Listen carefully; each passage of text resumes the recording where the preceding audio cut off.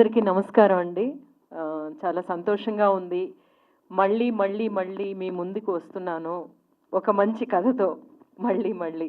Last time మనం meet అయింది court మా ఫంక్షన్‌లోను.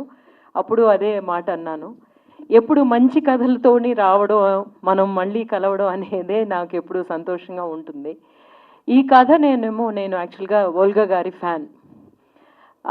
ఆవిడ రైటింగ్స్‌కి ఫ్యాన్. చదివినప్పుడు ఏమో నేనే ఫోన్ చేశాను ఆవిడకి. నేను యాక్చువల్‌గా అట్లాగా రైటర్స్‌కి ఫోన్ చేసి మాట్లాడుతూ అంటే చెప్పాలి. మనం చెప్తేనే కదా తెలుస్తుంది వాళ్ళకని. అప్పుడు ఇట్లాంటి ఎందుకు చేయట్లేదు కుటుంబరావు గారు ఎందుకు పిక్చర్స్ చేయట్లేదు అంటే, లేదు మేము ఇట్లా ఒక స్క్రిప్ట్ చేసాం కానీ అది ముందు తీసుకెళ్ళాను. చదవగానే నాకు ఆహ్, చాలా నచ్చి మనం ట్రై చేద్దాం సార్ అని చెప్పి ట్రై చేసామన్నమాట. సో అక్కడి నుంచి ఇక్కడికి వచ్చి నించున్నందుకు అంత ఒక 2 years journey. I'm very happy అండి. ఎప్పుడు మనకి ప్రేక్షకులకి మంచి సినిమా తీసుకురావడం అంటే అది నాకు స్వతహాగానే ఒక సినిమా లవర్గా నేను నాదేదైనా ఒక పార్ట్ అందులో ఉంటే బాగుంటుంది అని అనుకుంటాను. అందుకేనేనన్నమాట చిన్న బడ్జెట్స్‌లోనేమో అసలు మాకు డబ్బులు వస్తాయా లేదా అనేదేమి చూసుకోకుండానే చేసేస్తూ ఉంటాం అనమాట. సో అలాగా స్టార్ట్ చేసిన ఈ జర్నీ కుటుంబరావు గారి తోడు పిక్చర్ చూడగానే నేను ఇంకా ఫాస్ట్గా చేయండి సార్, ఇట్లాంటి ఒక డైరెక్టర్ మీరు, ఈ సబ్జెక్టు మనం వెంటనే చేసేద్దాము అని చెప్పి స్టార్ట్ చేసిన ఈ జర్నీ. అందులోనేమో మంధు అంబట్ గారు, లెనిన్ గారు, తర్వాత ఏమో రోహిణి హట్టంగడి గారు. రోహిణి హట్టంగడి గారు నేనును చాలా సంవత్సరాల ముందు ఒక మలయాళం పిక్చర్లో యాక్ట్ చేసాం. అచ్చువేట్టంటే వీడు అని చెప్పేసి బాలచంద్ర మేనన్ గారి డైరెక్షన్లో అనమాట. ఆ తర్వాత మళ్ళీ మ్యామ్ తోటి నేను చేయడం అనేది so it is my good fortune అండి. ఇందులోనేమో నా క్యారెక్టరు ఒకలాగా ఉంటుందన్నమాట. ఆ క్యారెక్టర్ని యాక్చువల్గా మీకు నచ్చదు. ఇంతవరకు నా క్యారెక్టర్స్ అన్ని మీకు నచ్చేలాంటి క్యారెక్టర్స్ నేను చేశాను. బట్ ఈ పిక్చర్ చూస్తున్నప్పుడు మాత్రం మీకు నా మీద అంత కోపం వస్తుంది. But at the same time ఏంటి ఈ కాలంలోనే ఏమిటేమిటో చేస్తున్నారు కదా, ఒక యాక్షన్ థ్రిల్లర్ చేస్తున్నారు, ఇది ఒక లవ్ స్టోరీ అని చెప్తున్నారు కానీ యాక్చువల్ లవ్ స్టోరీస్ ఏమో వేరేలా ఉంటున్నాయి. ఇప్పుడు ఇలాంటి కథ ఏమిటి అంటేనేమో మనకి ఎప్పటికీ ఎన్నో దేశాలకు మనం వెళుతూ ఉంటాం. కానీ మన ఇంటికి వచ్చి మన పడక మీద పడుకుని అది చాపైనా సరే ఏదైనా సరే మన అమ్మ చేతి వంట తింటేనే మనకి ఒక తృప్తి ఉంటుంది. అట్లాంటి కథ అన్నమాట ఇది.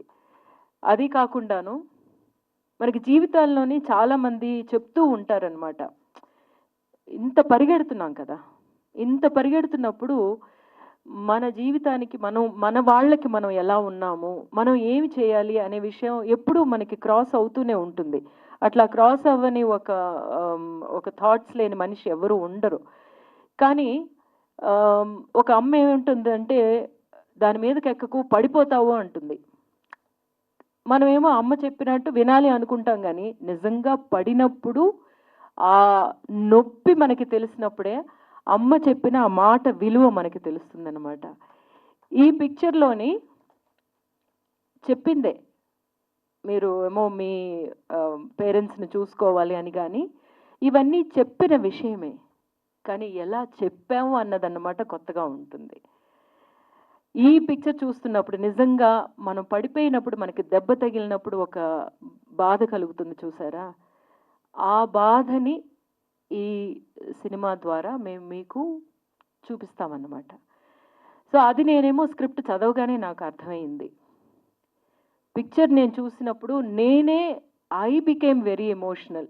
అన్ని విషయాల్లోని ఆయన రాధాకృష్ణ గారి సాంగ్స్ వింటున్నప్పుడు కానీ, లేకపోతే ఆ జోలపాట అన్నాను, ఇది చాలా పెద్ద హిట్ అవుతుందండి, ఇంక మీదట ఒక జోలపాట, ఒక అమ్మ పాట అంటే ఇదే రిపీటెడ్గా వస్తుంది చూడండి అని చెప్పేసి. ఇలాగా ఎన్ని చేసినా సరే ఇదే థియేటర్లో కూర్చుని పిక్చర్ చూసిన వెంటనే ఐ క్రైడ్ అనమాట. సో ఇంత హత్తుకుపోయేలాగా మనం చెప్పాల్సిన విషయాలు చెప్తూనే ఉండాలి అని పేరెంటింగ్లో అంటూ ఉంటారు. పిల్లలకి అన్నీ తెలిసినా సరే మనం చెప్పాల్సిన విషయాలు, అలాగే మన సమాజానికి చెప్పాల్సిన విషయాలు అన్నీ తెలుసు తెలుసు తెలుసు అని మనం వదిలేసి వెళ్ళిపోకూడదు. మళ్ళీ మళ్ళీ మళ్ళీ వాళ్ళకి అర్థమయ్యేలాగా, వాళ్ళకి హత్తుకునేలాగా, వాళ్ళవి గుర్తుకుంచుకుని వాటిని పాటించేలాగా చెప్పాలి అని చెప్పంటారు. అలా చెప్పిన ఒక కథ అన్నమాట. ఈ కథలోని నా క్యారెక్టర్ యాక్చువల్గా ఇంతవరకు నేను చేసిన ఒక షేడ్ నేను చేయగలిగిందే నాకు చాలా ఇంట్రెస్టింగ్గా అనిపించింది. ఒక ఆర్క్ ఉందన్నమాట. ఎప్పుడు నాకు అలాంటి కోప్పడే క్యారెక్టర్స్ ఎవరు ఇవ్వరు. బట్ ఇందులో ఆ కోప్పడమే లాస్ట్లో వేరేలాగా తిరిగినప్పుడు ఇంకా బాగా ఎన్హాన్స్ అవుతుంది అనేది అర్థమైంది. బట్ అన్నీ చేసినా సరే మ్యామ్ తోటి ఒకే ఫ్రేమ్లో కూర్చున్నప్పుడు నేను ఏదేదో చేస్తూ ఉంటాను. మానిటర్ వెళ్ళి చూస్తే మ్యామ్ ఒక చిన్న ఒక చూపు కానీ, ఒక చిన్న మూమెంట్లో కానీ ఆవిడ క్యారెక్టరు, ఆవిడ అనుకున్న విషయం అట్లా వచ్చేస్తుందన్నమాట.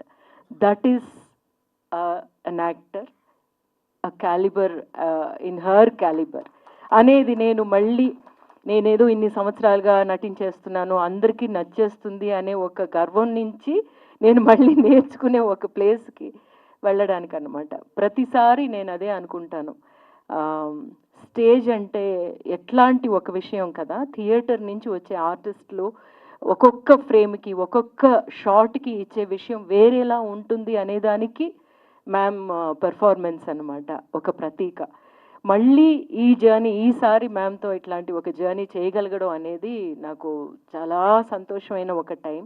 మేమందరము ఇందులో యాక్ట్ చేసిన సౌమ్య కానీ, అక్కడ మన తాన్యా కానీ, లేకపోతే హిమాంశు కానీ, మా యాక్టర్ హిమాంశు కానీ, everybody did there job well. ముఖ్యంగా చెప్పాలనుకుంటే సముద్రకని గారు ఈరోజు రాలేకపోయారు. కానీ అడగగానే మ్యామ్ ఏమో వెళ్ళి సబ్జెక్ట్ చెప్పగానే I'm there with this film అన్నారు. అదే అన్నమాట ఒక ఆర్టిస్ట్. ఏమీ అడగలేదు.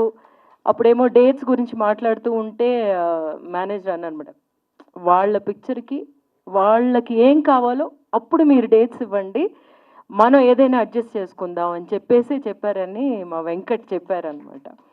సో సముద్రకని గారు అలాంటి ఒక నేను చెప్పానని మీట్ అయ్యారు. But he became this part of this film with whole heartedly.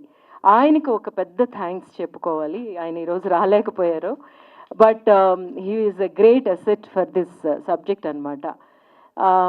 వీటన్నిటికంటేనేమో మనం ఈ పిక్చర్ ప్రేక్షకులకి తీసుకెళ్ళాలి. మేము ముందు నుంచి మాట్లాడుకునేది అదే. ఇలాంటి మనం పిక్చర్ తీసుకెళ్తున్నాము, ప్రేక్షకులకి తీసుకెళ్ళాలి కదా అని చెప్పేసి అంటే ఆ టైంలోనే ఈటీవీ వచ్చారు అనేసరికి really felt happy. Thank you so much. Again and again again and again మీరేమో మాకందరికీ ఒక ధైర్యం ఇస్తున్నారు. మీరు ఒక మంచి సినిమా తీయాలి అనుకుంటే వీఆర్ దేర్ అనే ఒక ధైర్యాన్ని మీరు ఇస్తున్నారు. మాకని కాదు, ఎక్స్పీరియన్స్డ్ డైరెక్టర్స్ అని కాదు, కొత్త డైరెక్టర్స్ కూడా ఒక మూసలో వెళ్ళిపోతుంది ఇండస్ట్రీ, ఆ మూసలోనే మనం చెయ్యాలి అనేది కాకుండా మనం నిజంగా మంచి కథ ఒకటి తీసుకొస్తే డెఫినెట్గా దాన్నేమో ప్రమోట్ చేయడానికి కానీ, దాన్ని ప్రేక్షకులకి దగ్గరికి తీసుకెళ్ళి చేర్చడానికి కానీ మేము ఉన్నాము అని చెప్పడం చాలా important. That is thank you so much and thanks for choosing this film.